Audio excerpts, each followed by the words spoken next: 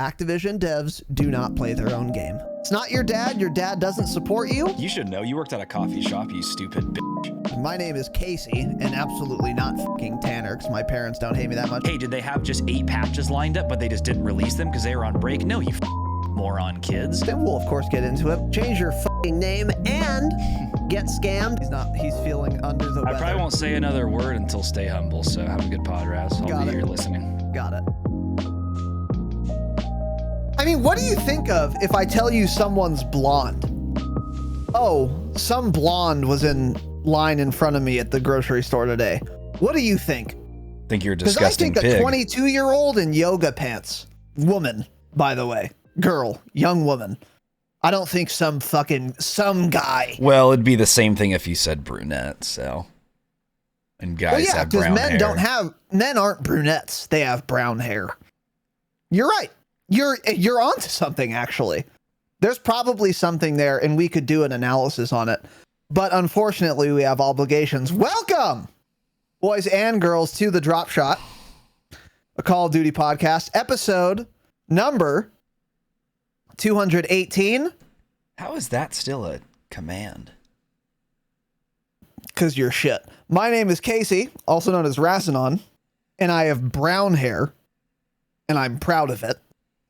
I wouldn't say I'm proud of it, but I'm not ashamed of it. And I would be if I had blonde hair, because grown men who have blonde hair cannot be trusted. And I am joined, as usual, by my co-host and friend, and he's my friend because despite you guys not knowing his hair color, I have in fact seen his hair. What little remains on his head, because he is, of course, balding. What few hairs and it is not blonde. It is not blonde hair. Tanner, were you blonde as a boy? As blonde as can be. Yep. As absolutely blonde as can be, man. But then you grew up and stopped being blonde because now you're a man, right? Yeah. Of course, yes. Long time ago. Been blonde long. Since probably, 4th or 5th grade? Something around there. Maybe even earlier. Brown since 5th grade, yeah. Yeah. Yeah, I've been brown for a while.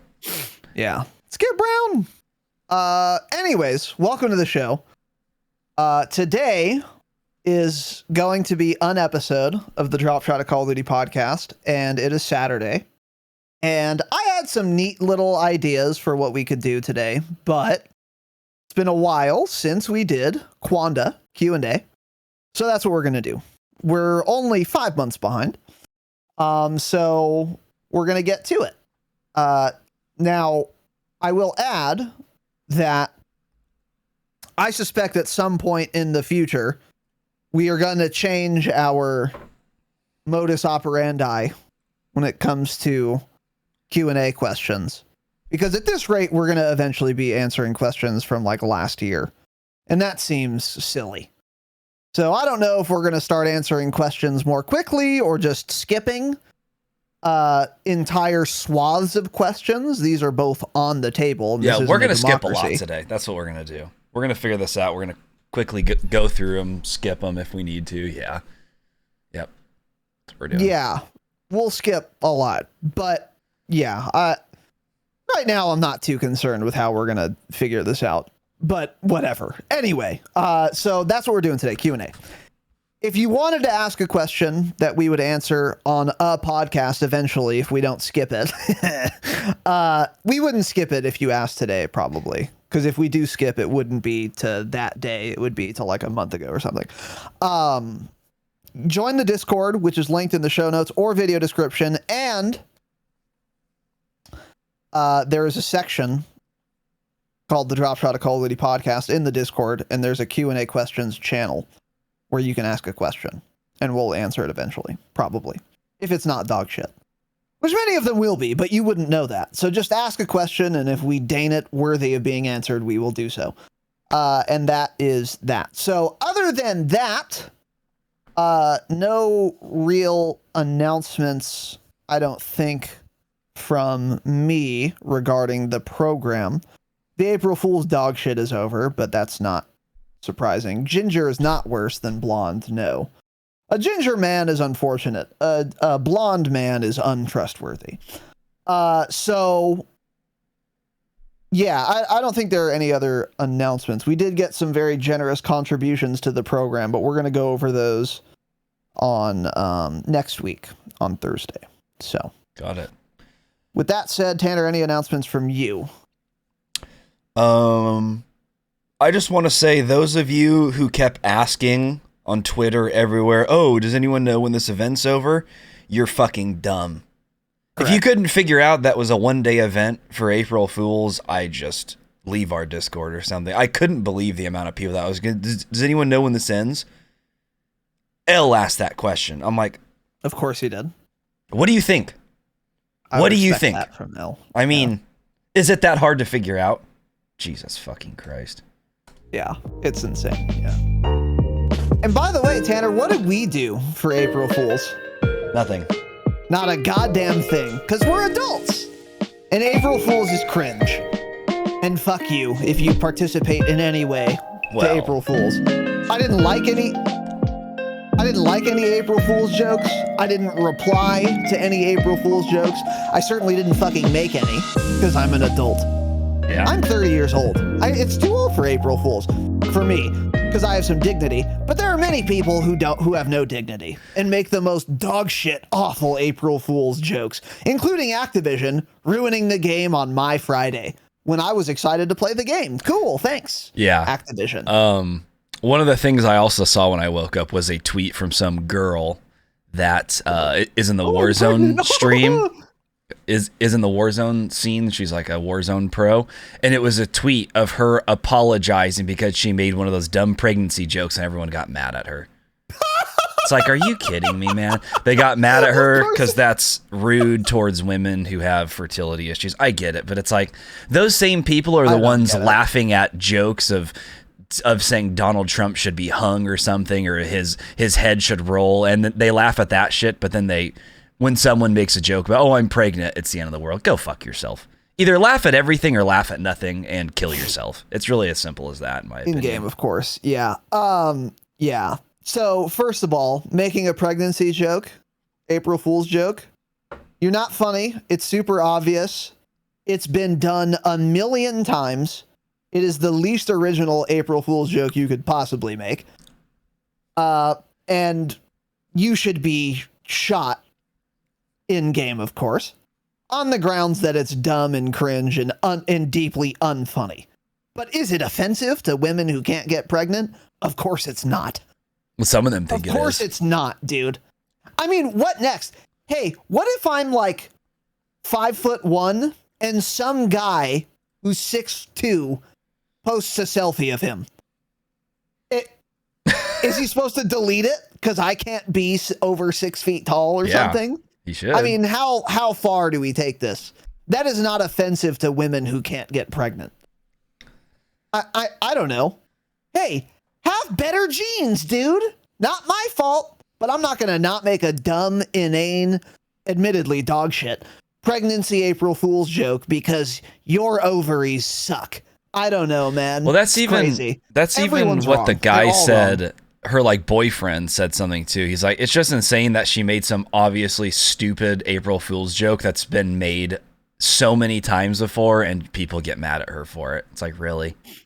That is the oldest joke ever. It's like that, or oh my gosh, I'm sorry I cheated on you, some dumb shit like that. Those are like the two classics, you know? It's just yeah, it's weird. Crazy, man. Super weird. Super weird. So anyway, all parties are wrong, which is kind of typical, isn't it? And anyways, let's get to the goddamn program. So we're answering questions from you guys. First one.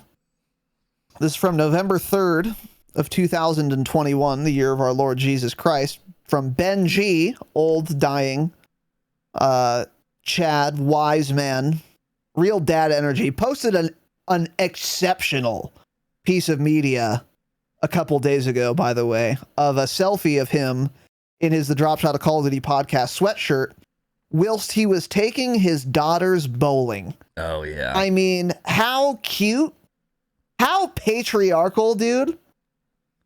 Excuse me. Holy shit, I've been on Twitter too much. How paternal and just wholesome of a picture was that? Just fantastic, really. Real dad energy. And he didn't mean to even wear it. He forgot he was wearing it, and then he, of course, regretted it. Because it was so comfortable that he forgot he even had it on. Correct. Yeah. He's like, I'm just so Dropshot.com/store. Just so perfect and warm. I'm the perfect temperature, man. Exactly. What's going on here, you know? Yeah. The perfect temperature, maximum comfort to allow him to be the best dad he can be. Correct. So anyway, he asked a question. Do you feel bad for Bjorn, who is a community member of ours, who is a child? He's 13 or whatever Discord's terms of service requires. Probably 14 now, actually. Whatever age you need to be on Discord, he's at least that age. So, yeah. Do you feel bad for Bjorn, who was banned again, this time for camo cheating? No. I'm with Tanner. No, I don't. I don't feel bad. If you're going to cheat, at least aimbot.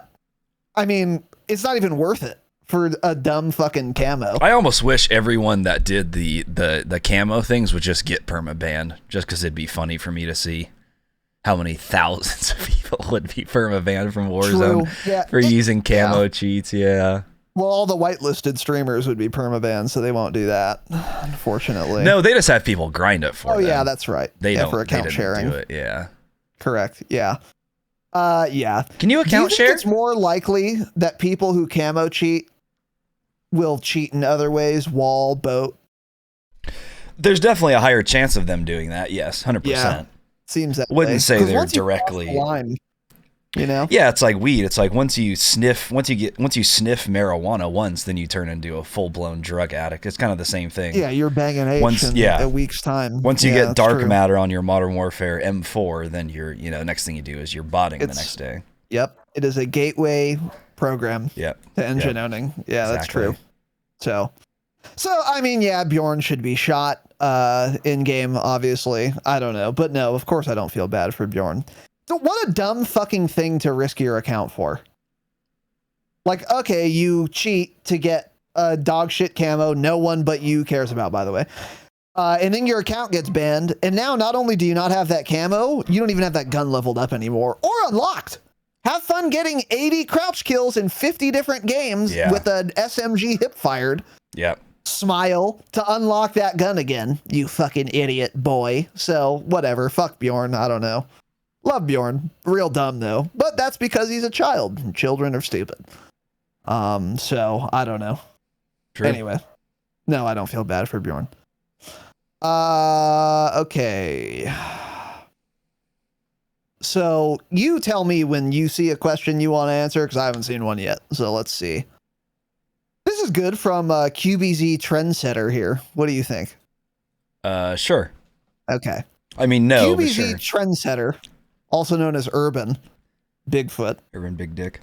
I don't know why his name is QBZ Trendsetter, by the way. Because he told everyone to use the QBZ apparently in Discord a few weeks ago, and everyone told him to shut the fuck up because it's Urban.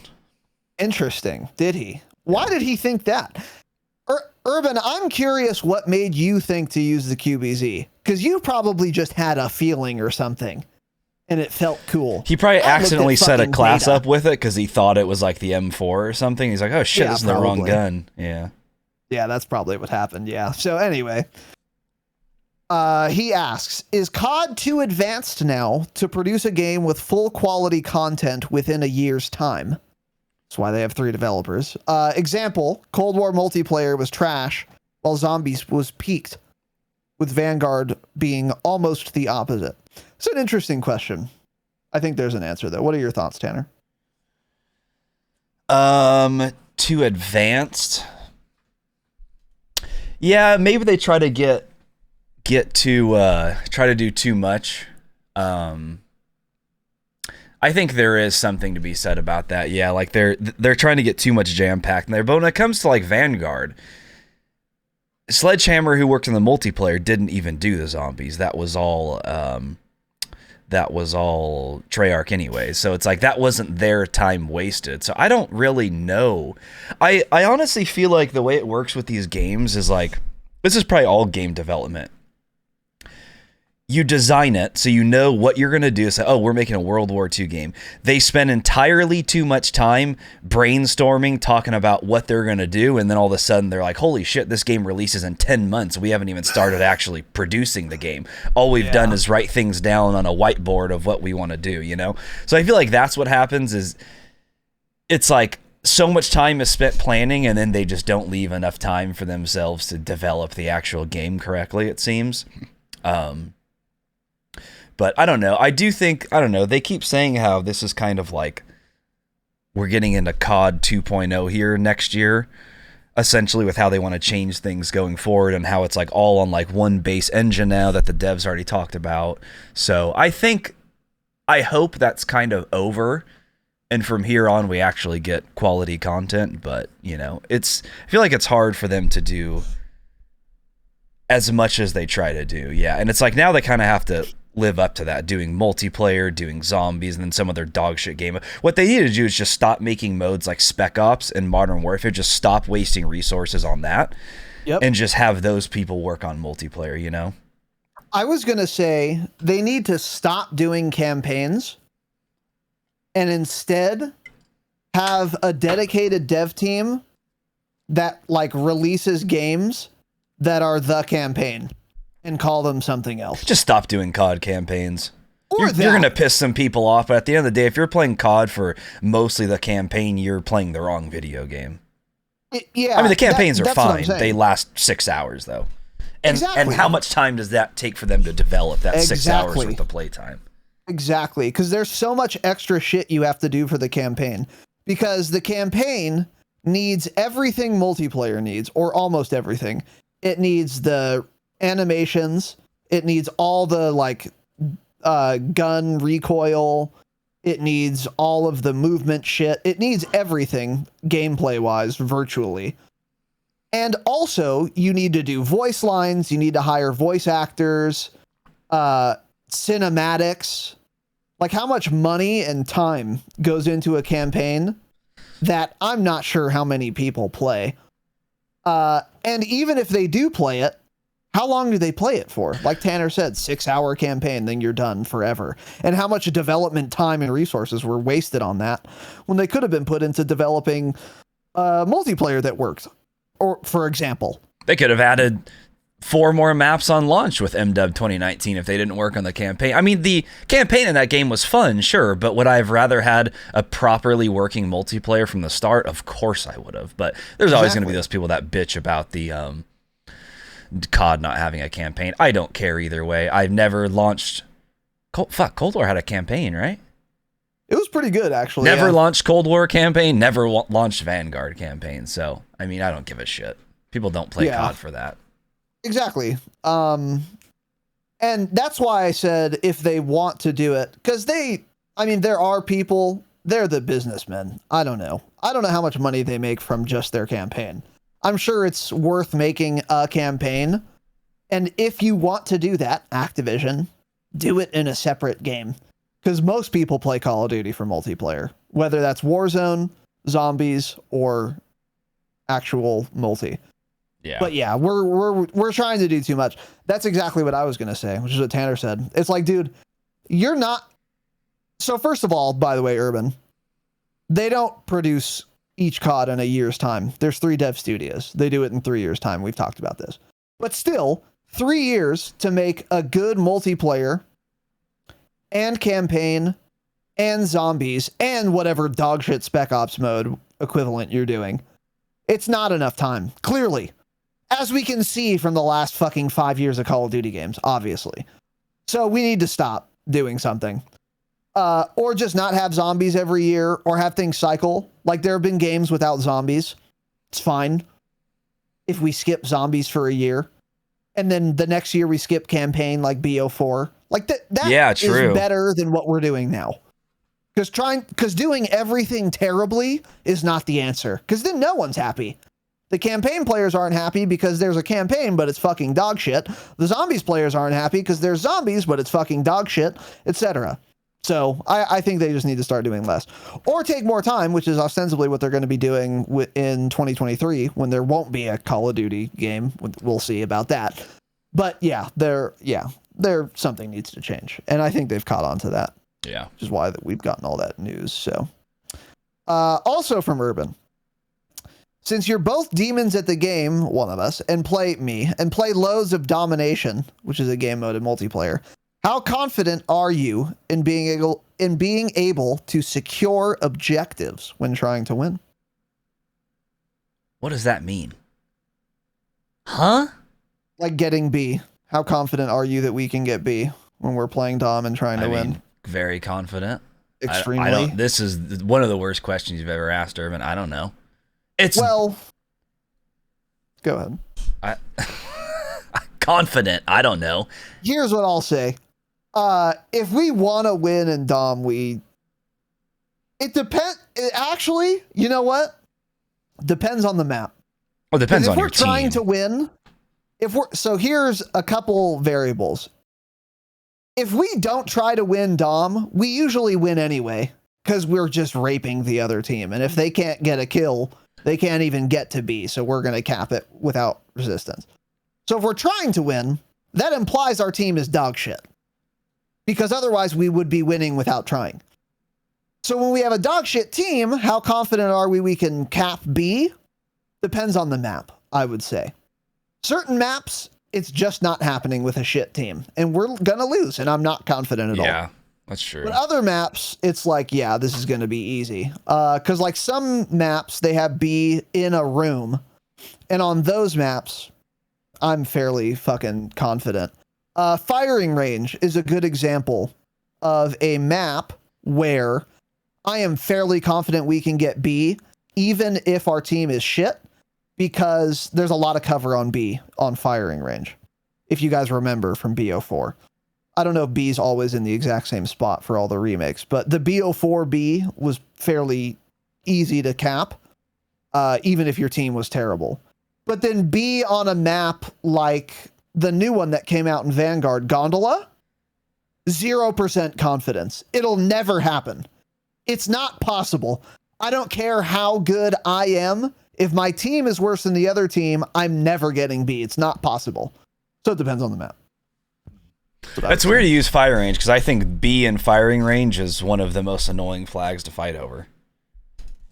That's a horrible flag. It's just constantly like spammed by nades because people spawn so close. That's a very difficult one to take, honestly. There were no lethals in BO4. There was everything else. Yeah, that was a lot of cover though. There was like sandbags on each side. Really, I thought that was like a clusterfuck of one.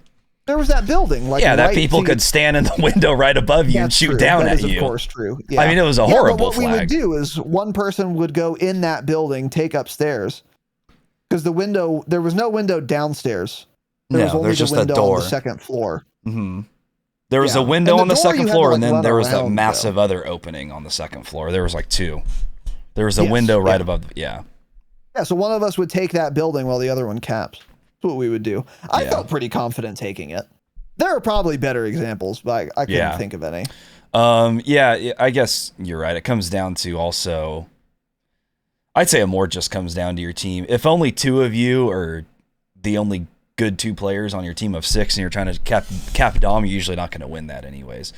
It's usually like if I play Dom, I don't even play the objective to start until I see the other team is trying really hard and they have funny death comms because they really want to win, and then our team is losing, and then we say, then we turn it up and we say, okay, well, we got to win this game now, and then we start playing the objective. But I don't ever start playing objective in Dom. I just go around and start killing people to start with. I play Dom for the spawns and the length of time. I don't play it for the objective. It's just literally, just TDM with better spawns and longer games. Yep. So that's why I play it primarily. Exactly, yeah. And our only impetus for winning Dom is when either we know the other team, which doesn't happen anymore because lobbies don't stay together, or when we know they want to win. We don't want to win because we like winning. We want to win to make other people feel bad. Yeah. That's when we try to win in Dom. So if I know the other team really wants to win, well, now I really want to win. Not to win myself, but to deprive them of what they want because I'm an asshole. True. So anyway. So there you go.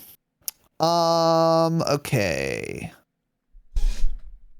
You find the next question, Tanner, because I want to skip probably all of them. So Really? What are you thinking? Yeah. Why don't you take the next one? Let's alternate who asks the question, and we'll assume everything else gets skipped. That'll make this faster. Okay, interesting. This is, I mean, so far I'm scrolling, I've got nothing. Okay, okay, got it. Cool. All right, so that's it for the episode. We're skipping the rest. SWAT 56. By the time this gets answered, has Battlefield 2042 actually happened yet? What does that mean? This was asked after the game already came out. What's Battlefield 11/18. Didn't Battlefield come out in like October? I don't know what this means. Yeah. But anyways, Battlefield 2042. It's funny looking back now how much we talked about that game and how just utterly dead it is. The most dead video game. So nothing has happened with Battlefield 2042. It is terrible. Dead in the water. 2042, I think less than 2 months. I think maybe even less than a month after it launched, there existed a moment, and I think it was a couple hours, where on Twitch, I don't know if it was Twitch or on Steam, but there were either more viewers on Twitch watching Battlefield 5, or there were more Steam players playing Battlefield 5 than the brand new Battlefield that had just come out not 1 month sooner. Wow. That would be like Vanguard comes out 3 weeks later. There are more people playing Cold War than Vanguard, or more people watching it on Twitch. Either one is inconceivable. That's how bad Battlefield 2042 is. Yeah. So, yeah, I don't know what the fuck. I don't know why we answered this question, but Battlefield 2042 is complete dog shit, and I'll never play it, probably. True. Yep. So, yeah, there you go. All right. I like the next one. Steals, yeah, I like that one. When was the last time you experienced gamer rage? Okay. And do you think it is an actual problem people can have? Definitely. You can tell from the death comms it's an actual problem people have. In terms of like actual rage, I can't tell you the last time I seriously got so mad that I like legitimately just got off my computer and was like, fuck this. I mean, every time you play Warzone, you get mad, but there's like different levels of actual rage. A lot of times when I try to play like Vanguard multiplayer, the same exact things happen because people are using shotgun and riot shield. I'm like, okay, I'm done. And then I just log off the game. But like, I don't know if I've ever had those like huge rage moments. Like our friend Ben is an actual rager. Yeah, he would throw controllers and get legitimately pissed and be like, fuck this is fucking bullshit. And like seriously ruin his entire day. Great example. I've never been that type of person exactly. I mean, everyone gets mad when they play, especially Warzone. Warzone is a frustrating game. But in terms of legitimate like rage, I don't do that often at all, I don't think. I can't tell you the last time I did. Probably like Modern Warfare multiplayer or something. Maybe even all the way back to like BO4 because you'd go if against... you die on a 29 when you're trying to get your new calling card, that'll get you. Yeah, even then it's like... With Ben, though, it was so crazy. Like, I don't even remember what games we would be playing, and he would still get so mad. He's like, this is fucking bullshit. BO4. And he'd, like, throw his... No, but I'm thinking, like, split-screen console games. He would throw his control... Dude, FIFA. Playing FIFA on Xbox. He would get so mad. He, like, broke one of my controllers one time because he threw it. And then he, like, gets up. He's like... And then he, like, brushes his hair back, kind of. He's like, this is fucking bullshit. And he'll, like, walk outside. I don't rage like that. No. I've never been, like, that type of person. But that shit... People definitely have that problem, yes. Yeah, they do. No, who kind of rages is Jake. Jake does some actual gamer rage where he just, like, gets Jake out of... does gamer rage. Jake just leaves Discord and doesn't say anything. That's a gamer rage right there. Yeah, I don't do that 100%. that often. Yeah. I mean, every time I die, I get mad, but not like that. Yeah, I'm with you. I get super fucking pissed at this game, but my anger when it comes to COD lately is I'll get super fucking annoyed and pissed for like 5 seconds, and then I'm just like kind of over it. You got mad yesterday quite a few times. Yeah, I did. I'll get super pissed, but I'm like, I get over it pretty quick because I think I've just grown so used to it with Warzone. Like, you can't stay mad at that shit, or I'll have a fucking aneurysm on live. So it just dissipates very quickly, but it is an actual problem people can have. Ben is the best example I know of. Yeah, because he would get furious. You would have to literally throw when I would play against him. I swear to God, I would like let him get goals, and then I'd pretend to be like mad. I was like, "Fuck, dude, that's bullshit," and I would seriously have to let him do that because I was scared at how mad he was gonna get. That's real gamer rage right there. When you have to throw and split screen offline 1v1 FIFA because the other person gets so angry. That is gamer rage. Yeah, for sure. For sure, yeah. It's always like the people that are real calm the rest of the time too. Those are the people that rage the most, huh? We need to check on his bride. See if she got. Because if he has a bad day at work, he's the type of guy that's just gonna beat the fuck out of her. You know? You think? He's a man. No, I don't actually think that. Yeah, he's a great guy. I love Ben, but yeah, he gets serious gamer rage. It is weird because, like, have you know him better than I do? Does he get that mad about anything else? Like, is he an angry guy? One other time, we were at his house swimming, and I was in the water. He was like, we were playing like volleyball in the water. I should have known. We were playing like volleyball in the water. So like me and like Gabe were in the water, and he was like outside because he had been doing something, and the ball like went to the edge of the water. And so it's like, I don't know, we were like fucking around or something. So he like reaches down to like grab the ball before I could get it. And I like smack the ball out of his hands. And he just so happened to have his phone in his hand as he's bending down right by the water. So when I smack the ball out of his hands, his phone falls in the water. He got so mad. I was like, dude, why are you bending down inches away from the water with your fucking cell phone in the first place? He's like, well, why are you smacking it into the water? And he literally he was like, fuck, and he yelled, and he went and he got some piece of like furniture that his parents had out there, like some like little plastic coffee table, some like little plastic side table, and he threw it against the side of his parents' house and like broke one of the legs. And then his dad comes out, he's like, Ben, what are you doing? He's like, fucking relax or something like that. He got how old so were you guys? mad. This was like, 23, 24, old, not young. Damn. And he got that mad. Did Ben's dad throw Ben against the wall? He should have. Yeah, he should have drowned Ben, really. Broken his arm again? Yeah, it was pretty funny. So he does rage about certain things for sure. He just goes Ben's dad never broke his arm, by the way. He goes from 0 to 150 real quick. Real fast, man. And he went and got a phone like later that day, so he was fine.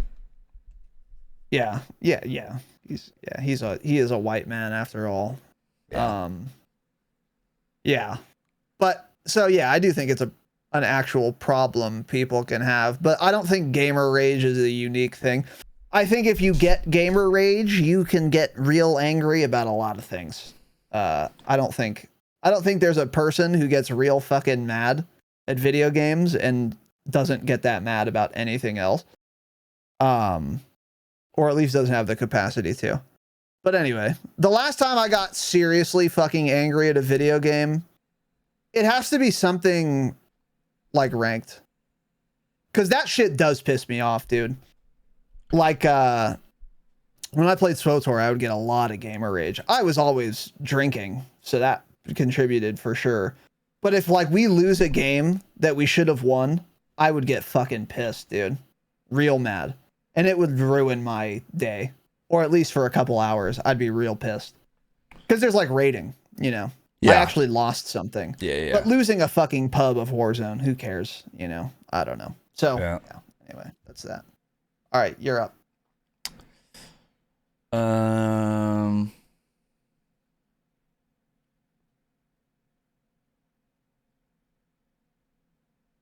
Jesus Christ. This one may be interesting. Steel Switch, 1127. Since you both worked with customers in a retail environment, can you recall a time you had to deal with a complete asshole or idiot?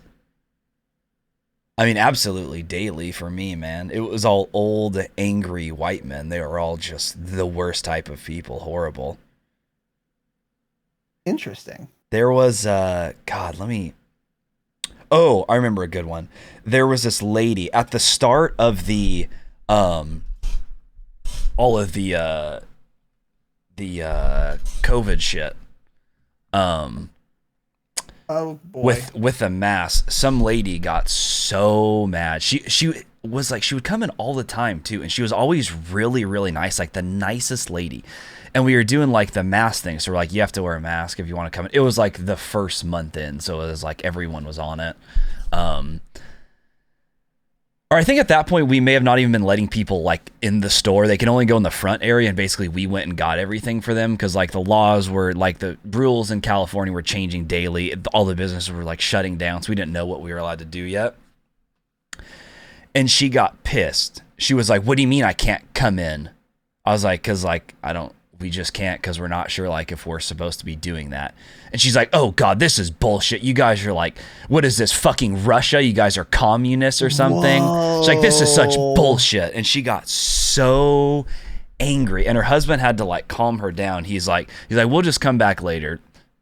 Sorry about that." But she said some other things, but she's like, "This isn't fucking Russia." I'm like, Jesus Christ, lady. So like, I don't want to be doing this either. Like, relax. That's what all these people like never understood. It's like, you think we want to be doing this? Like, we can literally get shut down if we don't do certain things. Like, what do you want us to do? Do you want to pay the $20,000 fine? Yeah, do you think, it's like, what do you? Kid working at their fucking retail hardware store for $10 an hour gives a fuck about state regulations? Like, he doesn't care. If it was up to Tanner, he'd be like, "Sure, bitch, come in. I don't give a fuck." He's obviously being forced to. It's not like it's his fault. That's the crazy thing about people that get mad at like retail workers. Like I worked at Starbucks. I worked a lot of retail, but I worked at Starbucks. And regularly people would come into Starbucks and order items, and then I would tell them their total. And they would be shocked. Like, "Oh my God," or they'd make some dumb little quip like, "Oh, this is," basically saying, "Oh, it's like expensive here." It's like, "Hey, bitch, what am I going to do? Fucking phone Tim, whatever the fuck, the Schultz? Doesn't matter. No idea. And like change the prices? Like, first of all, it's fucking Starbucks. I refuse to believe you didn't know it was expensive before you came in here. Second of all, there's a menu with prices on it. Quick math. And third of all, most importantly, what the fuck do you want me to do about it? I'm 19 years old. Yeah. I'm just trying to get by, dude. I'm just doing my job. I don't create the prices, and I didn't just price gouge you like I marked you up or something. It would always just baffle me. It's like, what do you want me to do about Starbucks Corporation's prices? Dude. I know. People going there should know it's expensive. Like if I'm going there, exactly. I know I'm spending $5 or $6 on a drink. Yep. And then it's like the old people bitch about like the price of black coffee. Then fucking make it at home. Yeah, of course it's ridiculous. You're paying $3.50 or something for a cup of black coffee, but you could make a pot of that at home for 35 cents. Like, what are you going to Starbucks for black coffee for, anyways? You cocksucker. Yeah, it's like, this isn't my fault, bitch. What do you want me to do? Like, It's just so wild. But like everything too. It's like, it just makes me cringe so hard when people like get fresh with like waiters, cashiers, etc. It's like, dude, this guy is not a fucking prominent business person who is in charge of whatever's happening to you right now. It's not their fault. Or like, if you get food and it's like, I don't know, there are onions in it and you ordered it with no onions. It's like, well, that could be the waiter's fault, I guess, if they didn't like say that, but it probably isn't. Or like if your food is cold, that's definitely not your waiter's fault, your waitress's fault. No. What the fuck was she supposed to go cook it for you too? Like, hey, don't get mad at her. You can be like, "Hey, this is cold. You should like go beat the shit out of the cooks or something." Maybe, I don't know. Yeah, beat 'em. But don't get mad at her. It's not her fucking fault. So anyways, by the way, I feel bad for that lady's husband, because guess who is the woman in my life who is that lady, my whore mother. I was driving one time. I was driving to the doctor. This is what I had recently been diagnosed ulcerative colitis. We had to go to some specialist in whatever the fuck city. Oh, no, this is relevant. Baldwin Park. Now, to those of you who don't live in Southern California, Oof. Baldwin Park, not a great city. Just say it's not a great city. There are a lot of things there, and one of them is crime. Okay, so I'm driving, and my mother is in the passenger seat. Okay, and I'm pulling into the parking area. So I'm coming off the street, pulling into the parking area, and then some guy is walking across my car, and he's going kind of slow, but it's fine. I'm into the area enough to where I'm off the street and traffic can continue. So the worst possible thing that can happen here is we have to wait 5 seconds or something. What does my mom do? Reaches over me. Oh, no. Fuck me, I don't care. Just bangs the horn. And I'm 20 years old. I weigh, I don't know, 130 pounds at the time. I'm not about to fight some fucking guy in Baldwin Park because my mother can't wait an extra 3 seconds. So I'm immediately panicking, and I am so mad. I'm like, what the fuck are you doing? And I roll my window down. I'm like, sorry. And while I'm doing this, I'm holding my mother's hand tightly. I'm fucking mad.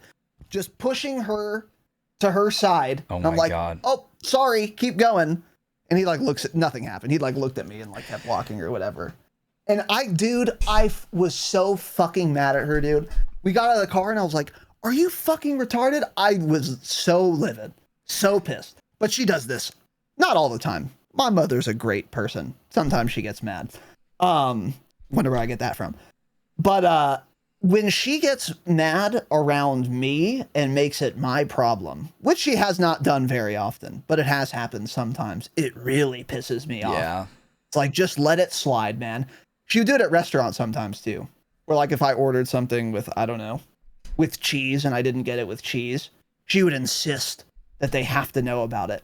It's hey, I don't want to wait here for 20 more minutes to get another burger that has cheese on it. I'm going to eat it without cheese so we can fucking go. Yeah. I'd prefer that. They fucked up.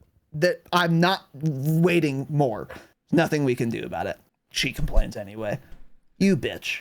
You fucking bitch. Yeah. And that dude has to deal with that a lot more than I ever That is have. a female thing, I feel like. Yep. That is just something they do. I'm not sure. They act real tough, and I'm like, you gotta stop. You're gonna honk at someone someday. They're gonna get out of their car and fucking shoot you. Just stop. Yep. Get pissed. Don't honk at them. Just settle down. I get it. I get mad too, but I'm not gonna fucking just lay on my horn. What's that gonna do besides piss them off, man? Start problems, yeah. Especially if someone's walking across the street and not driving in Baldwin Park, there is a 90% chance they're in a fucking gang, man. You're not just walking the streets in Baldwin Park unless you're in a gang. Yeah, I was really mad, dude. I was scared. Yeah, it's because if something happens, guess who has to deal with the consequences? Exactly. They're not going to go punch out some 45-year-old woman. They're going to break my fucking face. Yeah. Cool. Hey, thanks, Mom. Really appreciate that. She didn't expect that to happen, obviously, but that is what it is. Yeah. White bitches, dude. These white bitches, man. We gotta stop. They gotta stop. Yeah. Something's got to be done about white bitches. Nothing worse than white women. Nothing worse than a white bitch. That's what I always say. Is that what you say? But anyways, back to the question. I was actually very good at retail, which might surprise some of you, but I was always very polite and accommodating because I'm here for 8 hours anyway, and I have nothing to prove. And if you want something done, I'm going to do it because it's not a waste of my time. And this is what pissed me off about my coworkers. They would get real uppity and indignant when a customer asks for you to do extra shit or something unreasonable, as if they are going to be at work for longer because they have to do that.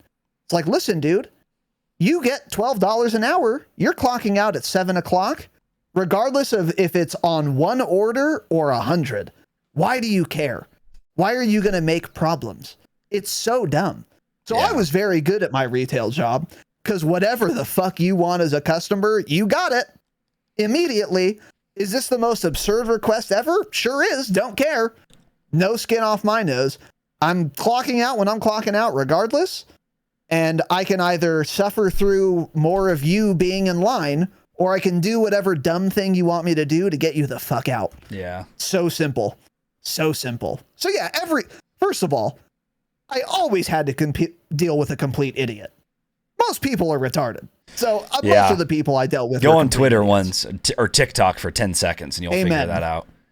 Amen. So most people were just scarcely literate. Real dumb shits. But they don't bother me. It's not someone's fault they're dumb. They're just dumb. They were born that way. But complete assholes? No, not really, actually. I mean, I dealt with people who were looking to start problems. You ever had a customer where it's like they're trying to piss you off so that they can start a thing? Yeah. You know what I'm talking about? Yeah. They're trying to instigate something. Never once did that work on me because I was always like, yeah, sure, whatever you want. Yeah, I was usually like that too. And again, at my work, it was about 50-50 split of men and women working there. And it was, the girls would get very butthurt at that type of stuff. Like some guy would be rude and they would think like, oh, this guy's sexist. He's a dick. A lot of times they were sexist, but a lot of other times I'm like, no, this guy's just a dick. Like I just went up and helped him. He's just an asshole. But it's like, why do you, some people just let it affect them so much more than others. I just be like, I actually a lot of times like dealing with them because it was funny and entertaining of an otherwise boring day. Because it's just like, this guy is so angry for no goddamn reason and it's fun to deal with. But like, they would just all take it so personal and think like they were out to get him or like out to get them. Like, no, the guy's just a dick. Like there would be like there was this one guy that came in, he was all pissed, and one of the girls was like, he doesn't want a girl helping him. Can you go help him? So I like go up and he's like, you damn kids, you guys don't know what you're talking about. Cause he was like asking for something. I'm like, I've never once heard of that in my life. He's like, yeah, you kids don't know any of this stuff. You guys are all way too young.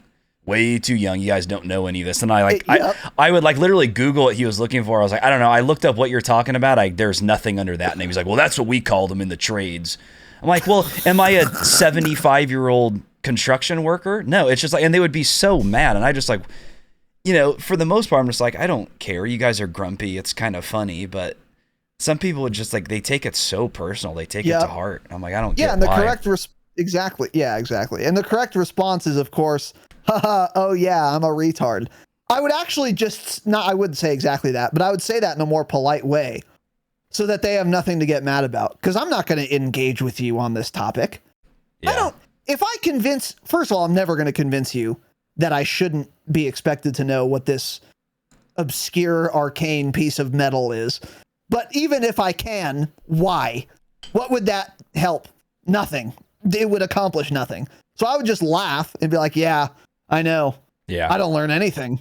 And I would like be sincere. Not really, but I would appear sincere. And then they'd be like, oh, well, okay, we'll get it. Whatever. But yeah, I think you're right. It's people taking it personally. Retail workers taking shit personally. Hey, you're not a person. And think about it this way. You guys ever been through a drive-thru? Okay. The person taking your cash and handing you the food, they're not really a person to you, are they? They are just a vector through which you get your Big Mac and your extra large Coke and your large fries with extra salt on them because you're a fat pig, right? They are not a person to you. They're just the fast food worker.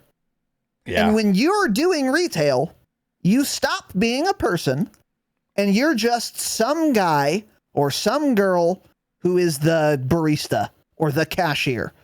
You're not a person. So if they're being a cunt to you, it's not like they know you and they don't like you. They have no idea who you are.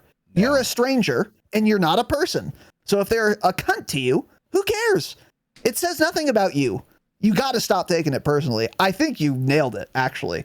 That's what happened. They take it personally and they think like, oh, they're out to get me. It's like, no, they're not. They don't know who you are, man. You're a stranger. They don't care who you are. They're just an asshole. Exactly. Has nothing to do with you. Yeah, Yep. True. Based. All right, Benji. Are early morning lobbies easier because my vision and reflexes are better, so old, or because I'm playing with literal children? Or maybe against literal children, Tanner. Yeah, I don't really know. It kind of doesn't make any sense. The only thing I can think is the demons stay up late playing, so then they're sleeping earlier in the morning and they're not online. Because it's like, it really doesn't make sense, because there shouldn't be little trash kids online because they should be at school. There shouldn't be grown-ass adults online because they should be at their job. So I don't understand it. I guess just less players in general is going to mean lower lobbies, less people queuing for the video game or something.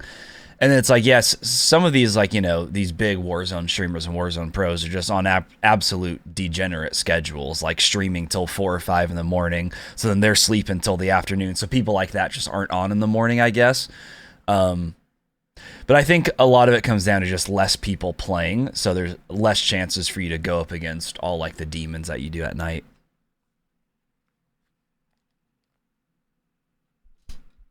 Yeah. I think that's part of it.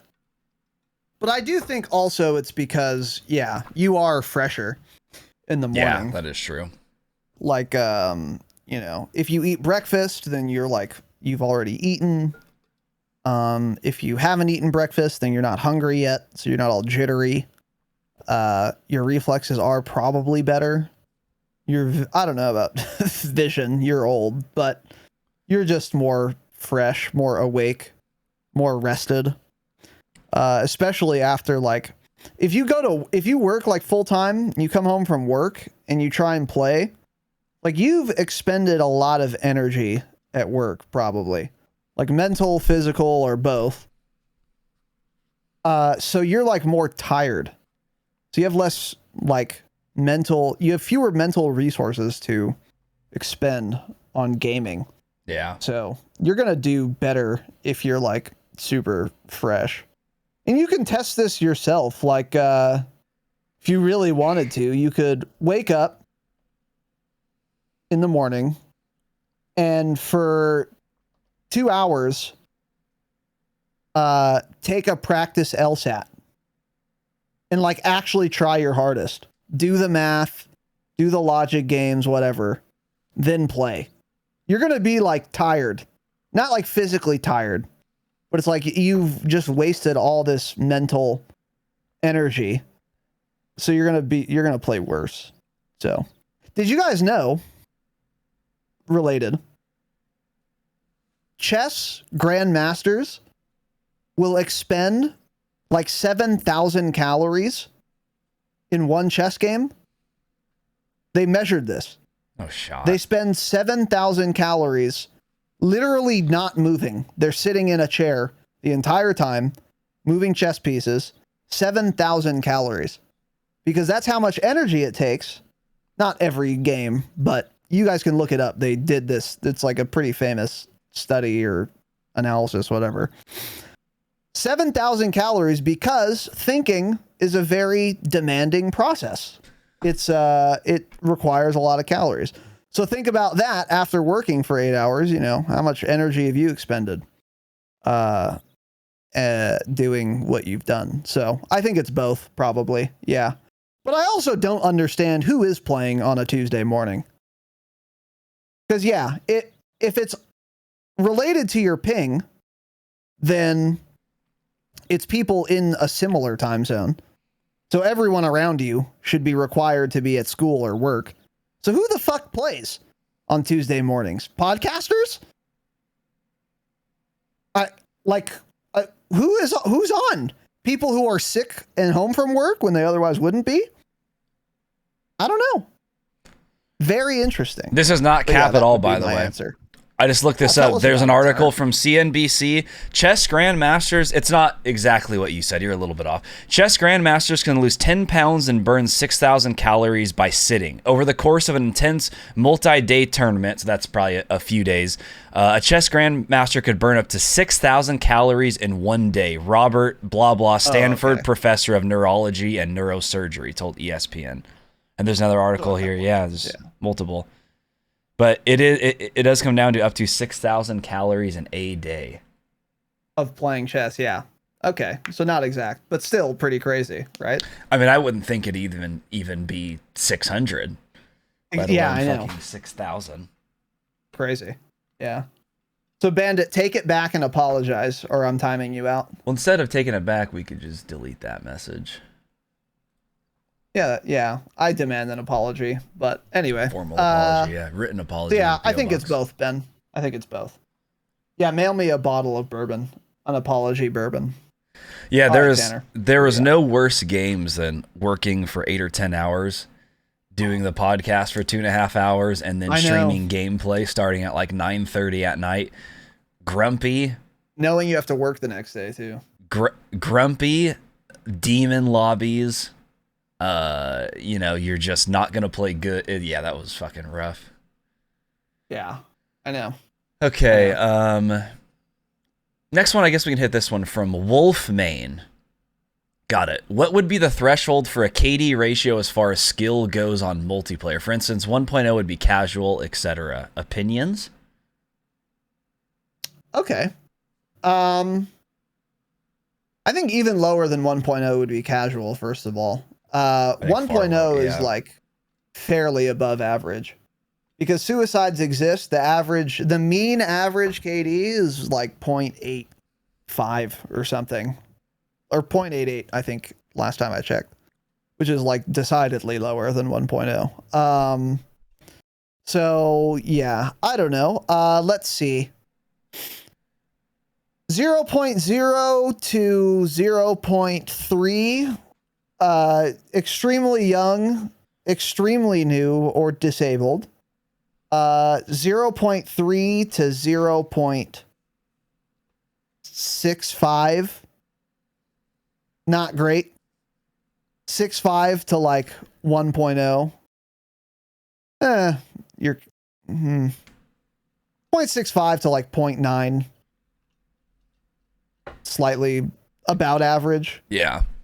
And then like 0.9 to 1.1, it's like slightly above average. And then let's see. I think starting at like 1.2, you're like decent. You're like pretty good. Like 1.2 to like 1.5, you're like pretty good. That's kind of a big gap. I don't know.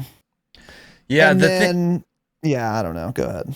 The thing is too about like, say like multiplayer. I know KD is the best thing to judge skill. It's like the easiest, metric you have. But when it comes to like MW multiplayer with like kill chain and everything, that just boosts. That can actually boost your actual KD by a shitload. Like serious, like 0.3, 0.4, just if you get kill chain and keep getting these streaks rolling. I mean, you still have to be good to get to that point, but I don't think that really tells you the whole story necessarily. So it's kind of hard to gauge that part of it, I think. And people do that too. Like play ground war for a week, use specialist, you'll have a KD. Play ground war for another week, use kill chain, predator missile, VTOL, white foss. Check that week's KD. It'll actually be like 0.5 higher. Yeah. Like literally. Yeah. As long as you can get a predator missile. But yeah, there are ways to cheese your KD with streaks too. Yeah, just if I'm under like a 0.5 KD though, I'm not sure why I'm even playing the game. I don't know. I can't. Yeah. I don't know, man. I guess some people just want to, chill and play games and they have fun regardless. You have to be a special type of person to have fun regardless, but those people do exist. That couldn't be me. No, absolutely not. That would not be fun to play ever, I don't think.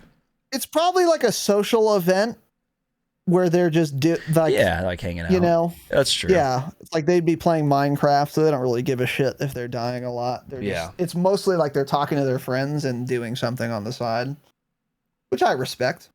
Do it. It's a video game after all. Who gives a fuck? But yeah, I don't know. The KD at which someone, yeah, in multiplayer it is different though. Like Tanner said, KD matters a lot less in multi. It's a lot worse of a gauge of skill for multi than it is in like Warzone. Because you can't really fudge a Warzone overall KD, but you can fudge a multiplayer KD. Like I could actually have a much higher multiplayer KD if I use only, and also like leveling guns or just not being bored. Because that's another thing too. I could play for a week, use specialist and just have fun. Don't use terrible guns, but just use whatever I want. And then the next week, if I only want KD, I'm using the absolute meta gun and only that, plus kill chain and shit. Yeah. It's like, yeah, my KD's going to be a lot fucking higher. Yeah, see, that's like, with a lot of like the really good KBAM multiplayer gamers too, like they'll run specialists, so their KD is a lot lower than what it would be otherwise if they ran kill chain or something. Because it's like I would be shocked and be like, oh damn, this person's KD isn't even that much higher than me, really. And then I realize like, oh, they're only using guns though, and a lot of times they use weird shitty setups just to try to get like clips and stuff with them. And I'm over here dropping White Foss on Ground War every single game trying to boost my KD, but they're using only guns, you know? So that's another thing that goes into it. Yeah, for sure. But with that said, I think the point at which someone's like very, very good is 2.0 plus. That's when you start to be like really good. If you're over a 2 KD. Yeah. Because that's a lot. That's a lot. That's what I would say. So anyway, let me call back in. I don't know what the fuck just happened here. Yeah, that's shit quality, huh? Or maybe this will work. Oh wait, yeah, there we go. Okay, calling. Oh yeah. Okay, hopefully it's better. Yeah, it's for sure all right. better. So I have the next one, right? Let's see.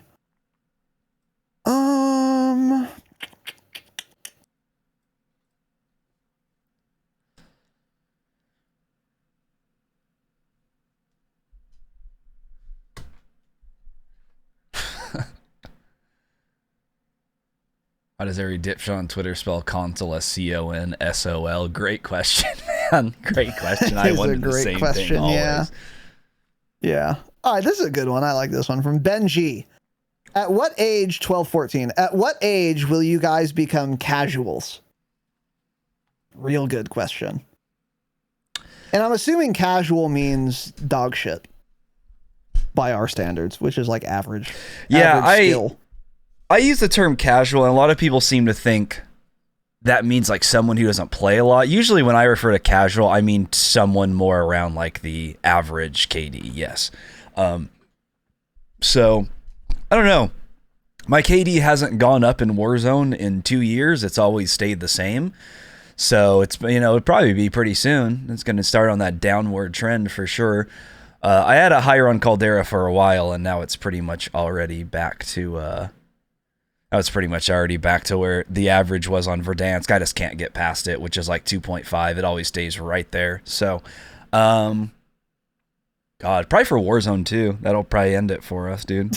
Yeah, okay. That'll be the end of us. All the demons will come back. It'll be miserable. I don't think we'll ever be casual skill level. I think we have too much practice. We'd have to be super fucking old. Like...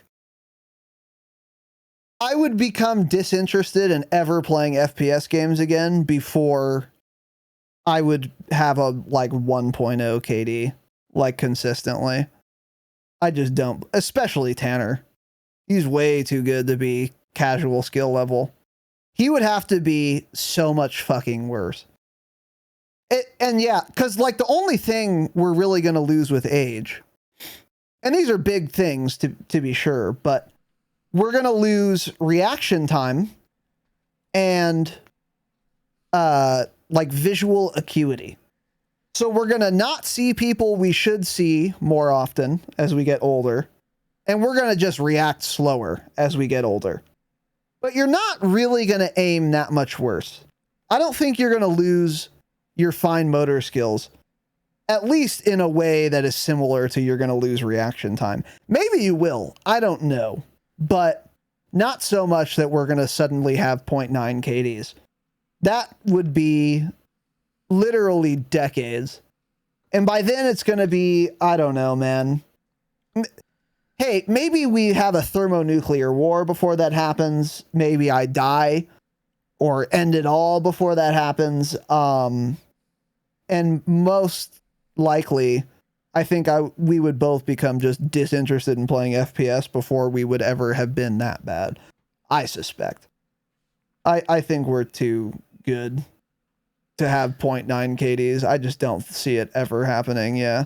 Yeah, I just think it's also like for as long as some of us have been playing FPS games for, yeah, it'll probably just never be at that point where it's that low. I mean, even Dr. Disrespect, this dude's what, like fucking 40? Something like that. And he's still a lot better than average, and he's just been a gamer his whole life, you know? So, and he plays with sunglasses on, by the way, so. Which is hard, actually. I'm not sure what's going on there. That's insane. But, you're probably right. I don't think we ever will be there at that point. Yeah, and look at pro athletes. I know this is not a 1-to-1 comparison. But like, think of Magic Johnson. How old's that guy? 60 something? How do you think he would do in a pickup game at the YMCA right now? I think he'd do pretty well. He'd do okay. Still. Yeah. I mean, I could beat him for sure, regardless. Well, you know, so I just don't think it would really reasonably ever happen, honestly. So anyway, there you go. All right, Tanner. It's me now, right? No, it's me.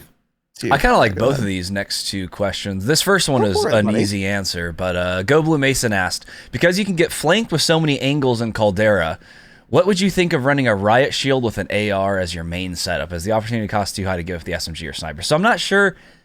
Ooh. Because he says you can get flanked with so many angles with running a Riot Shield and the main AR. Is he saying like, so it's on your back? I'm confused. Because because I was saying if you're getting flanked, then a Riot Shield's not a good option if you're thinking of people can shoot you in the back when that thing's up. So, realistically, having one Riot Shield on a team isn't a bad idea. Should you do it? Absolutely not. You're going to be way better off with a gun most of the time, but there's situations where you actually just can't do anything about the Riot Shield user. That happened to me yesterday. Go to Dropshot clips, you can see, I couldn't do anything about it. His teammates were shooting at me. He's coming up to me with a Riot Shield. There's just nothing I can do because you're going to die one way or the other. So, I mean, they're really annoying to go up against. That definitely pisses people off. They end up making mistakes or something. But, I mean, ultimately, you always want to have two guns, yeah. You have to have two guns. But I'm actually surprised. You don't see many people running Riot Shields. Not that a bunch of people did in Verdansk, but I feel like you saw them more often in Verdansk than you do on Caldera. Dude, this is actually like a better idea than it sounds. Because, Caldera is so open, and you can get just shot in the back so often. And more importantly, it's less of an opportunity cost than it was in Verdansk. You needed an SMG a lot fucking more on Verdansk than you do on Caldera. There are many games. I'd say probably like 30 to 40% of the games I win on Caldera, I just didn't use my secondary. Like once. Like it's not the majority of the time, but there are times where you go a whole fucking game without shooting your SMG and winning. And that happened 0% of the time on Verdansk. So it's like, there's a decent little argument. You should use it then. Well, however, this is not fun. And I don't hate myself or other people enough to dare use a Riot Shield in Call of Duty, take them out of the game.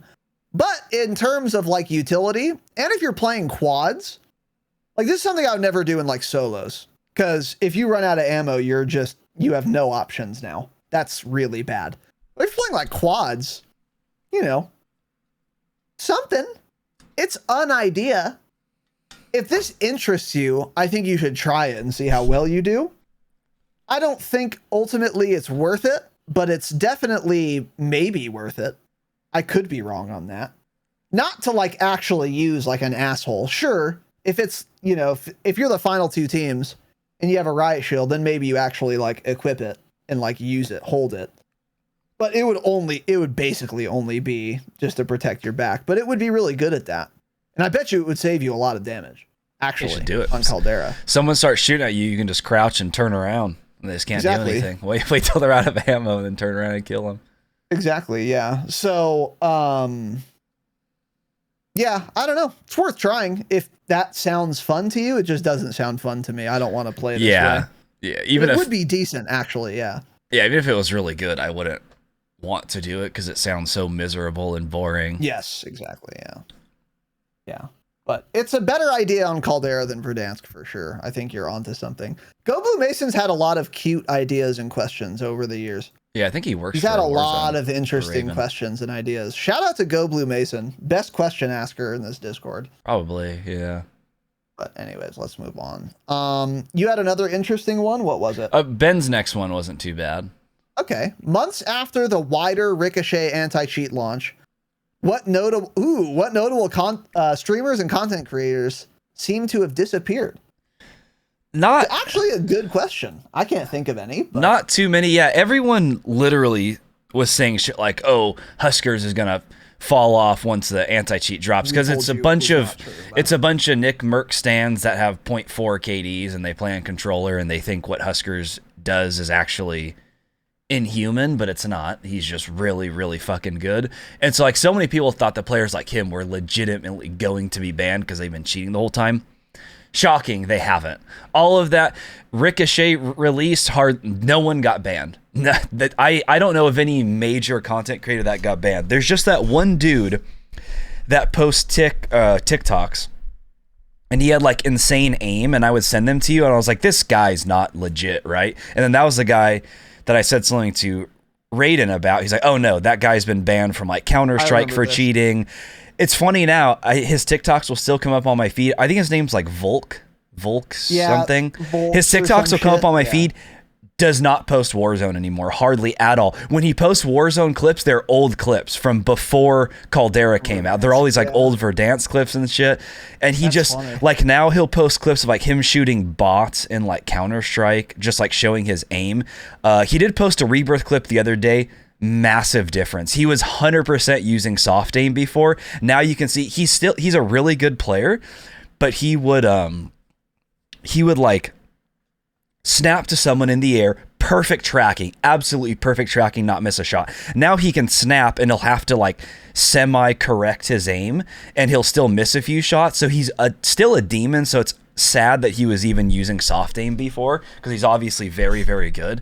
But it's so obvious now seeing these new clips, going back and watching his clips from like months ago before anti-cheat came out and he was doing all these things on Rebirth and Verdansk, massive difference. So all the people that were actually cheating, you've never heard of anyways, probably. They're all smaller. All of these big guys, I don't think any of them cheat. Most of them cheat. They're actually literally just whitelisted and get shit lobbies. Yeah, there's a lot going on, but I suspect they're probably not cheating. And if they are, they're probably walling. I don't think any streamer that like most people know fucking boats. Because if you have like whatever 10,000 viewers on average on Twitch, you know how much scrutiny that is? If you're boating, you'll get caught quick. So it's smaller little shit. It's all these smaller guys, yeah. Exactly, because if they were bigger, they would have been exposed by now. Yeah. So it's like you can't be that big and be a cheater, yeah. But no, I can't think of anyone who's disappeared. A lot of people, surprisingly. I've rarely watched him, never thought he's cheating, but that guy Wagnificent, I guess. I know there's always been rumors saying that one of his accounts got banned during the whole engine owning ban wave. One of the ban waves, yeah. But he like plays with like I think like Iron OP Mark. It's like I don't know. He plays with Iron a lot. I don't see how someone like that could be cheating. Yeah, so who knows? Yeah. But there's no one big. I mean, that he got you've heard of. unbanned. Oh, like, did he? I yeah. thought he had like made a whole new account or something, and that other one was still permabanned. Oh, I don't think so. That's what I'm I pretty had sure heard he got maybe you're right. If that's the case, that's awfully suspicious. But if he got unbanned, I think that's a complete exoneration because Activision If he was never unbanned, unbans. yeah, I don't know exactly what happened, but it's like I've watched him. I don't know. I've never seen anything sussy-wussy out of him.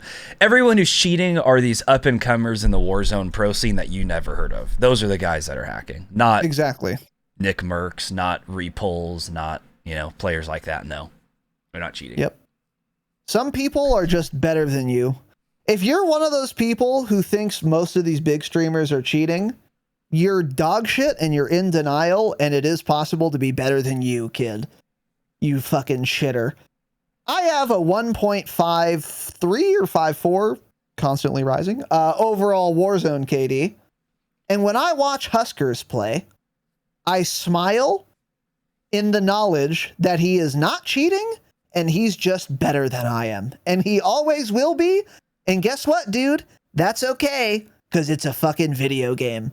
And my self-worth isn't tied to my fucking Caldera KD. Yeah. Because I'm not an insane person. I'm not that pathetic to where my value as a person is equivalent to my fucking Warzone KD, my video game performance. Kill yourselves if that's you in game. But yeah, it's just like, we all know of them. There are some in this Discord who think just everyone is cheating. That's a big streamer because they're jealous that those people are streamers and they get to like play video games for a living. They're jealous that they're better than them at the game. And I'm not sure if they actually think these people are all cheating because they're fucking delusional and think no one could possibly be better than they are, or if they know deep down they're not cheating and they're just super jealous and they want to tear down everyone else who's successful because they're mad it's not them. I don't know which it is. Maybe a mixture of both. But either way, yeah, these big giant streamers, they're under so much scrutiny, dude. You think you figured it out and no one else has? I mean, come on, man. Yeah. Yeah, there's just people also just, lower KD players just don't know certain aspects about the game. Like on Rebirth, when you kill someone, if you kill that person, it'll ping where their teammates are. So like I killed a couple of this guy's teammates on Rebirth yesterday. Then I saw this guy ping and I run into the building. I don't see him anywhere in front of me to the right and left as I'm running up to the door. So I'm like, okay, I know he's in here. He's probably in the corner. So I slide in, look to my right. He's crouched in the corner, ADS at the door. I kill him. He's like, dude, this guy's cheating. But it's like that person doesn't even know that they pinged on the radar because I killed his teammate. Like there's such a casual gamer that they don't know how it works and just think that a basic kill is somewhat sus. And those are the same people watching Huskers calling him a cheater is the same person with 30 total kills in Warzone. And they've been playing since it came out, so. Yeah. Yeah, they don't know what things are possible. A big part of it too is, like you said earlier, it's people who have played on controller for their whole lives, who don't understand what is theoretically possible on keyboard and mouse. They don't know that it's possible to actually 180 someone and land pixel perfect on their chest. Because it's not possible on a controller to do that. Yeah. So when they see it in a kill cam, they're like, oh, he's cheating. Because they don't realize, oh, well, if you were using keyboard and mouse and you were fucking insane, you could hit 180s that quick too. Not every time, but it's possible. You can do it. So it's like no one realized all of that until crossplay existed. K-band players didn't realize how good aim assist is up close, and controller players didn't realize how good you can possibly be on a mouse. So it goes both ways. True. Very, very true. So, all right, let's see. Who's next? Let's see. Let's find one together. Mason's next one isn't bad. Bandit's one isn't bad. Let's go with Mason's. Okay. With all the foliage in Caldera, could thermal optics make a comeback? I had said this actually early on. They sort of did too. Into Caldera. People ran that night vision optic on Vanguard ARs for a little while because it had good visibility. and the people stuck out a little bit more. Then they made some changes to the optic, and it didn't do that. And then also, a lot of people now run cold-blooded, which cold-blooded makes you not show on thermals, right? I think, yeah, it does. Correct. And so that's part of it also, is now it's completely chalk because so many people run cold-blooded. But any guns, like all the thermal optic guns also have such like slow ADS times that it makes them kind of difficult to use. Like after using a like normal Car 98 setup or something, or Swiss setup, and then trying to use, I picked up a M13 with a thermal optic the other day in Caldera because some people don't know what they're doing. And that thing had such bad ADS, and that was an AR. It's like, how do you even use it at all? Just because of that alone. Like, I could not use a gun with that slow of ADS speed. So they kind of have their place. I haven't seen anyone running a thermal HDR. People should maybe try that out. But yeah, again, now with cold-blooded, it kind of writes all that off, and you can't exactly do that anymore. Yeah, you nailed it. Because I had forgotten why thermals fell off. Because, yeah, the reason people didn't run thermals, by and large, in Verdansk is because for modern warfare thermal optics, they torch your aim down sight speed. But then Vanguard came out, and there's a thermal optic that doesn't like affect your ADS time, or if it does, it's very minimal. So that cost that prevented people from using thermals in MW went away, and therefore there was a use for them. And then a lot of people were running them. A lot of big streamers were running the thermal optics. Then what happened? Everyone realized Combat Scout's pretty good, especially on fucking Caldera where there's a billion bushes. And then people countered Combat Scout with cold-blooded. And then people stopped using thermal optics because cold-blooded doesn't highlight you if you have, if they're using a thermal optic and you have cold-blooded. And it actually makes you harder to shoot than if I was just using a regular ass optic. Yeah. Therefore, people stopped using thermals. So it's a cat and mouse game. But if cold-blooded wasn't in the game, I would actually probably be using a thermal if Vanguard ARs were good and I was using one as my primary. Yeah. Which they're not, unfortunately. And the thermal optics in Cold War, I don't think they torture ADS time. They're just terrible. They either zoom too much, not enough, or they completely ruin your sight picture. Absolutely no peripheral vision. And they're unusable. Yeah, Cold War had such bad optics for the most part. They were terrible, yeah. And it wasn't even the ADS time like the MW thermals. It was the sight picture and the bezel. Yeah. So yeah. The OG Axial, when it came to Warzone, was my favorite optic ever, when it zoomed like a sniper scope, basically. Yeah. That was actually, I like that a lot, but obviously it wasn't balanced at all, and then the guns had no recoil, and you could one burst someone with an M16 from across the map, two burst someone. But yeah, for the most part, it's like there was like two good optics for that. Whereas like I feel like Vanguard actually has, people use all sorts of different Vanguard optics. It's actually nuts. A lot of people run that 2.5. A lot of people run the slate reflector with the zoom one on it, like on the Owen gun. A lot of people run the night art. People run the slate. Like there's so much faster, so many ADS different irons. Optics. People, yeah, the irons too. So that's good to see. But yeah, for the most part, I don't. You kind of can't run thermals right now because of that reason. Because of cold-blooded, exactly. Yep. Yeah. So there you go. I have to answer this one from Steel Switch, the very next one. Yeah. Okay. Have you ever thought of giving the Dropshot community fans a name? So, for example, God, can you think of an example of someone who does this? Most streamers do. They're always like the same name. Everyone's like the Pack or something dumb. God damn it! No, there are Nick some Merckx good has ones. a good one, or like a common one, isn't it? Isn't it M-Fam, which is cringe, but insane. So many kids on Twitter like having their Twitter bio hashtag M-Fam. Like really? Okay. There's some other streamer who like his community is like the Gulag Garys or something. Doug. He was like brainstorming like names for his like little I minions. don't remember that. Unfortunately I do. But it's usually like it's a, like if my Twitch name is like Dragon Drew, I would call my subs Drakes, because a Drake is like a young dragon in like mythology or something.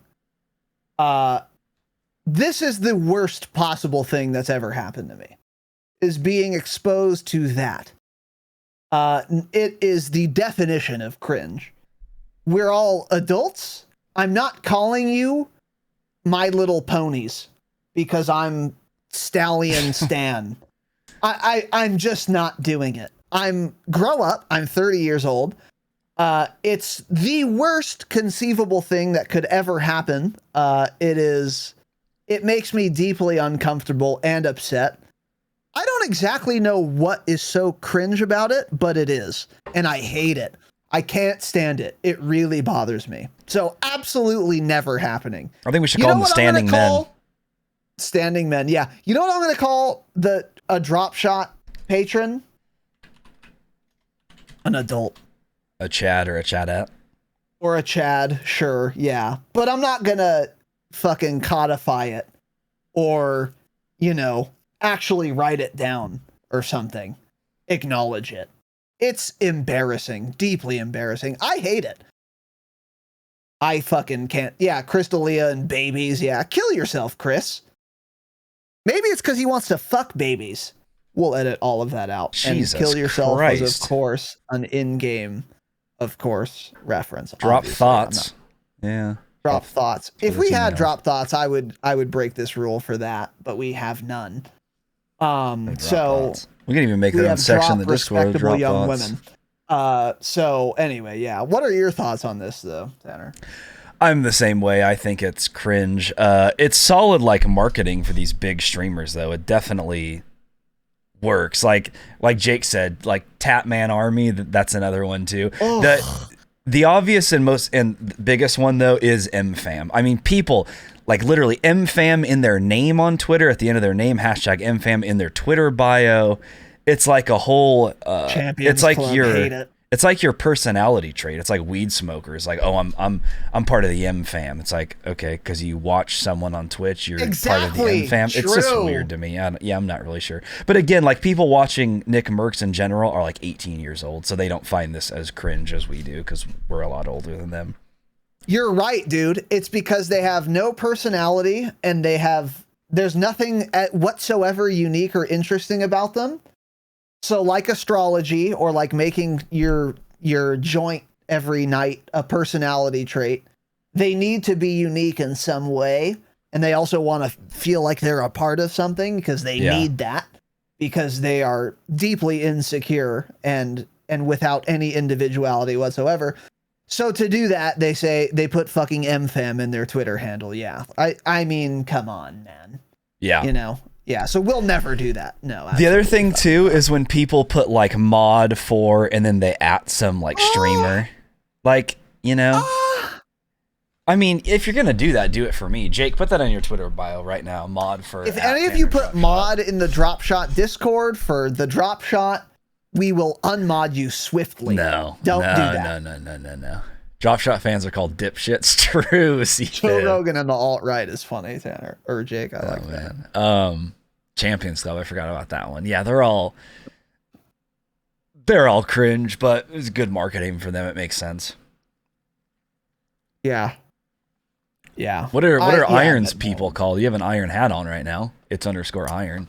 I don't think he has one. Well, he's an adult. Yeah, that makes sense. Exactly. He's an adult that has never smiled or laughed in his life, so that makes sense. He's never experienced joy or happiness in his life, yeah. So he's a grown-up. When his son was born, yeah. Also called being an adult. You don't experience joy or happiness. You do your fucking job and you pay your bills and you you have a couple drinks to make it all go away, and then you go to sleep and get up in the morning and do it again. True. Because you're a fucking adult. Yeah. You don't patronize everyone who supports you by giving them some dog shit name like they're on a team for giving you money. I think that's a part of it too. Is like you're congratulating people who give you money for having given you money. It's like, oh, here's your like Here's your Like, name. oh, now you're a part of something greater. It's kind of like it's a lie. It's like if I'm a Dr. Disrespect sub, I'm now a part of the Champions Club, which implies I'm a champion. True. Hey, you're lying to me. I gave you money and you're calling me a champion. What am I a champion of? Being a fucking idiot for falling for this? Now, if you want to go sub to Dr. Disrespect because you enjoy his content, that's great. Do it. But don't be fooled or deceived. They're congratulating you for giving them money under false pretenses and saying like, oh, you're cool. You support the stream. And they always say support, don't they? Which is very interesting. And it is true. Subbing is support. And we use that word sometimes. But let's be abundantly clear. You're giving us money. That's the support. Yeah. And it's like, yeah, if you're congratulating people for having given you money, just, hey, we all know the deal here because we're all adults. If you're a patron, that's great. You get bonus episodes out of it. You're supporting the show. We are deeply grateful. But we're not going to lie to you and say, oh, you're a drop shotter now. Kill yourselves if you want that. Yeah, whatever. Anyway, I don't know. Dropshot fans are fucking idiots. Yeah, Pib's on the right track. You guys are dumb. That's what we call our fans, dumb, actually. I would say that's the biggest and most often used phrase. Yeah, there are a lot of things supporters. For sure. Dumb is definitely up there with dumb, one of the alcoholics, depressed, emotionally unbalanced and irregulated. Nerds, losers, Yeah, pieces of shit. Yeah. Pigs. Yeah. But we're not going to congratulate you for giving us money. We appreciate the money. We're not going to lie to you on top of it. So anyway, yeah, I think we've hit on a lot of points that speak to why it's so deeply uncomfortable. But no, we're never doing it. Yeah. Maybe Steel Switch's next question. Little food one. What do you think? Yeah, go for it.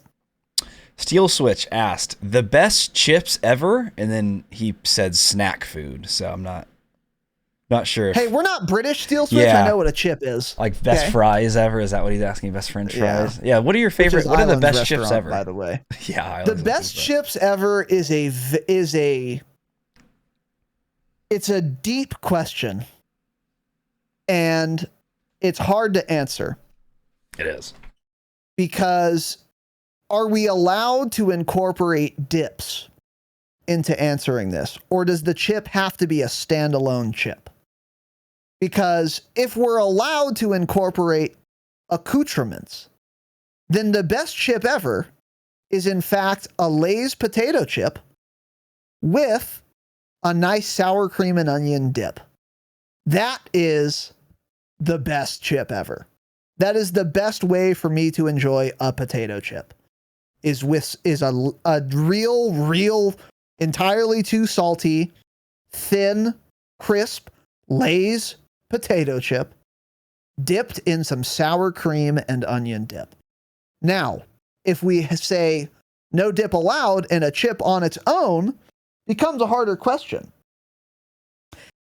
A real hard question. And I'm not sure what my answer is. I think at first thought, I have to say a Cool Ranch Dorito, which is the blue bag. It's got plenty of flavor. It's good. It has double XP codes on it. It has double XP codes on it if it's the holiday season. It's a great chip, and it could survive on its own. But there are a lot of real good chips, and I'm certain I'm forgetting some bangers that I just haven't thought of in a while. So I'm going to ask you this, Tanner. This is now 2 questions. Well, 3 questions. First question. Does the best chip change if you're allowed to have dip versus no dip? Or is it the same chip regardless? I'm not big with the dip. Like if there's like ranch there and there's like potato chips, sure, maybe I'll dip it. But like if I buy potato chips to have at home, I'm never having it with dip ever. What about like, haven't you ever had dip at like a Super Bowl party? We could even include tortilla chips and salsa. We could do that. That's a dip. Yeah, the only dips I've ever had for potato chips is just like ranch. I don't think I've ever had a sour cream and onion dip, honestly. You've never had like chips and salsa, chips and guac? Well, yeah, I've had that. I'm talking about potato chips, though. Okay. I mean, right, yeah, we had sure. chips and salsa. Sure. That's getting way too active. We're not doing that. That's too aggressive. That's way too aggressive. Yeah, because that's appetizer territory. Because if that's the case, then yeah, it's like I don't know. Any Mexican restaurant in Southern California has better chips and salsa than any chips I can get at the store. Yeah, that's not fair. true, but a lot of them do. It's appetizer territory. You're right. Yeah, it's too far gone. Kettle cooked chips are real good. I think I'm a big chip fan. So this is I'm with you. I kind of can't answer it. I would say the most versatile chip, though, you are right, is either a Lay's potato or some Ruffles. I go between them. One time when I go to the store, I'll buy Lay's because I want that thinner little chip. And the next time I want that crunch to just break my teeth apart, so I go for the Ruffles. Yeah, they're real crunchy. I don't ever eat just chips on their own. If I'm pretty much eating any chips, usually it's like when I have a sandwich. Like I haven't had a chip besides a tortilla chip, like you're saying, in I don't know, probably a month, honestly. Oh, I did when we were on our trip. When was that? Last week we got sandwiches from this place and I had chips with that. But like I don't just ever eat chips. So I think the most versatile though is like a potato chip because you can put that sucker on the sandwiches. It goes great on the side, like you said. You can do it in some dip.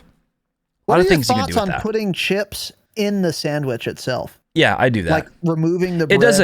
It doesn't need to be in there, but it's good. Correct. Exactly. Sometimes it's unnecessary, but good. Yeah. Sometimes I'll go for that crunch and I'll get that.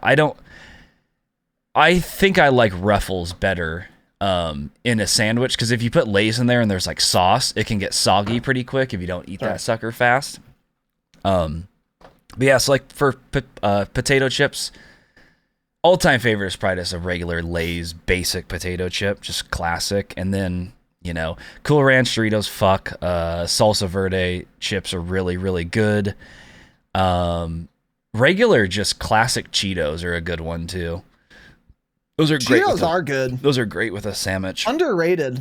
A regular orange Cheeto. And you know what's overrated? Are Flaming Hot Cheetos. Gabe just loves those for some reason. They're appropriately rated. I don't understand it. I don't know. I've never been a massive fan of those. They just don't have good flavor. I think with so many hot foods, guys just get this hard on acting tough because they're eating something spicy. It's like I don't care if it's spicy or not. If it doesn't taste as good. Mexican girls. And 15-year-old, yeah, and they put like fucking lime on it and all sorts of stuff. I'm like, just because it's spicy, I'm not gonna just love it and eat it. Like I like spicy stuff, but a lot of spicy stuff just doesn't taste good, and it's not because it's too hot. It's because I don't like the flavor of it. Like I like the flavor of like habanero salsa, which is some of the hottest salsas out there, but it has really good flavoring, which is why I like it. But it's like Flaming Hot Cheetos to me just don't taste good. But then people are like, oh, is it too hot? I'm like, no, I just don't like how they taste. I'd actually rather just eat regular Cheetos. I don't know. What are your thoughts on barbecue flavor twist Fritos? Honey barbecue flavor twist Fritos. Those are my dad's go-to chips. Whenever we go on Jeep trips, he busts out a bag of those suckers that my mom packs for him. Yeah, those are really I don't know if they came out when we were kids, but I feel like they did because I remember a time, and again, maybe I just had never been exposed to them, but I remember a time as a boy when there was no honey barbecue flavor twist Fritos, and then suddenly there were, and it was an experience. I mean, I don't remember my first bag, but I remember my last one, man, because they're fucking good, dude. Real good. Yeah. Nice crunch, excellent flavor, really super consistent, exceptional flavor. Real salty, real good texture, too. A Frito's got great texture. I'm not the biggest fan of it being a twist, even though. Better. Yeah, exactly. Wait, you're not a fan of the twist, you said. I'm not a massive fan of them being in twists. I think I would almost like them better if they just weren't the twists. But I don't know. Maybe, I don't know. Sometimes I just don't like biting down on the twists because they just like feel weird in your mouth sometimes. I don't know. But they do taste really good. I feel like they came out when we were in like middle school because all of a sudden right? My mom like bought some and then ever since then my dad just always has to have them. Exactly. Those are like the only chips he eats. I'm gonna look this up when they came out. Yeah, a lot of good chips though. Honey barbecue flavor twist Fritos. Just a reminder, if you like baked chips, I hate you as a person. Baked chips are disgusting. They're complete dog shit. Yeah, that's true. Dude, do you remember like when we were in high school, our fucking politicians here passed some bullshit law because everyone's fat as fuck here, and they made it so schools couldn't sell regular chips, they all had to be baked chips. I'm like, really? Are you kidding me, man? They taste so disgusting. And they're probably not at all healthier. I mean, maybe slightly, but it's like, really, man? Yeah. Bullshit. So, according to this article from kingofcrunch.com on Fritos Flavor Twists Honey Barbecue, Honey Barbecue was released in 1992. Jesus Christ. So we were born. And that's why we like them so much. We're what released them. Yeah, they came out with us. Yeah. Came My out mom with them designed suckers. them. Yeah. Huh. That's surprising. Yeah. They must have like come to California later or something. Because with all these like big corporations, like Mars is a candy brand. And they make every candy. Like they make Snickers, they make Milky Ways, they make fucking Hershey's probably, Three Musketeers. Mars makes all this shit. But there's probably some new Mars candy that just came out that they're selling in like 4 stores. And they're doing like testing on. And then if it does well there, they go a little wider. If it does there, they go a little wider. Yeah. So it's probably like actually they came to California around then. Yeah. Because it literally seems like they came out of nowhere and they just burst onto the scene, dude. Burst onto the scene with a fire chip. Yeah, they came out of nowhere, man. And they came in hot, but they really did come out of nowhere. Yeah. Yeah. Very weird. So anyway, yeah, I think we can all agree though, a Lay's potato chip is real good. Because if you're in a pinch and you run out of dip, I'll still fuck around and have some Lay's. Oh yeah. I'll have a plain ass Lay's potato chip. I won't be thrilled about it, but I'll fucking do it. I think a plain Lay's is better by itself, and a plain Ruffles is better with dip. I think Lay's by themselves taste better than Ruffles. They have more flavor, more salt. Ruffles, because of its ridges, physics, actually is a more mechanically appropriate chip for dipping. You can put more weight on the chip before it breaks. True. That is one of the weaknesses of dipping a Lay's potato chip. Real crispy, real thin, which is good for the texture, but it can present some problems when you're trying to dip that sucker because it's a fragile chip. But Ruffles is a sturdy chip. You can dip the fuck out of that thing. You can scoop with it. Does it? Yeah, that is true. What are your thoughts on those Frito scoops? That's designed for dipping. Those big, thick monsters. We're getting too crazy. Right? Yeah, I don't love they're them. not They're a good. little bit too thick. Yeah, yeah. I don't like them either. They're too big and bulky, and you're trying to get too cute. Yeah. It's like trying to have one person on your squad run snapshots, one run gas grenades, one run stuns, and then have a detailed plan about the order of operations when you have a gunfight. Cute on paper, but you're getting too cute. Great idea. It's not going to work. Yeah. Yeah, it's just not going to work in practice. Yeah. And I think Frito's scoops are the same. Yeah. So we don't need all that, So I agree. Yeah. All right, Tanner. What do you say we wrap that bitch up there? You think? We can keep going. I'm looking through, trying to see if there's any other solid questions here. We got through about actually 2 months since we skipped so many trash questions. Yeah. Yeah.